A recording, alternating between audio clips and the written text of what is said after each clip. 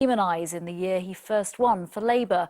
Now Labour is accusing the Tories of being up to their old tricks, with Sadiq Khan claiming his Conservative rival for mayor is desperate and divisive for sending campaign letters to people simply because of their religion. Our political correspondent Simon Harris has the details. The Gujarati community makes London great. As a Jeremy Corbyn fan, Barbara Patel was never going to be that impressed by a letter from the Prime Minister. But this one, backing Zach Goldsmith, seemed to think, wrongly, Mrs Patel was a member of London's Gujarati community. She's Jewish. At first she was amused, then angry. My overriding problem is that I think in a rather insidious way it seeks to create a bit of tension between Hindu communities in London and the fact that Sadiq Khan is not a Hindu.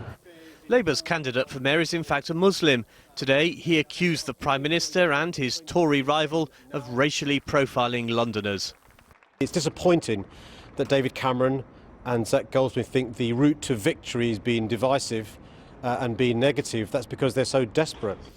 Concerns about the tone of the Conservative campaign have been raised by other candidates.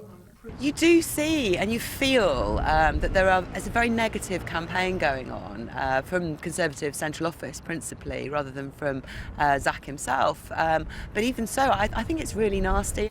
Shazia Awan is a businesswoman, a Muslim and a former Conservative parliamentary candidate. Now, the Conservative Party talk a lot about one nation and that we're in this together.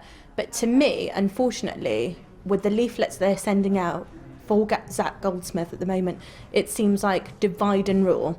Zach Goldsmith refused our request for an interview today, but Conservative Party headquarters did issue a statement saying he was working hard to engage with all of London's diverse communities.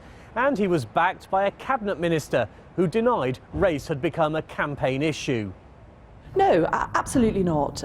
Zach Goldsmith is pointing out the flaws that a Sadiq Khan mayoralty would bring. And one of the biggest is the fact that Sadiq would not be able to work with the Conservative government. When Sadiq Khan debated gay rights with other candidates last week, hostile and offensive comments about his faith appeared on a Facebook page aimed at UKIP's LGBT members. Anyone but a Muslim, wrote Sarah Larkins, a UKIP councillor from Kent. Councillor Larkins has now issued an unreserved apology with the words, "I acknowledge this is not party policy." Simon, how does this all compare to previous contests? Well, let's be under no illusion. Mayoral elections in London are hard-fought and often bruising affairs. In the very first one in 2000, the then Prime Minister Tony Blair wasn't shy about attacking the character of Ken Livingstone, who was standing as an independent, not very effectively because Livingstone won. Then in 2008, Boris Johnson almost certainly benefited from a fierce campaign run by the Evening Standard against Livingstone's race relations advisor amid allegations of cronyism. And this time we've got both Labour and the Conservatives accusing each other of being divisive.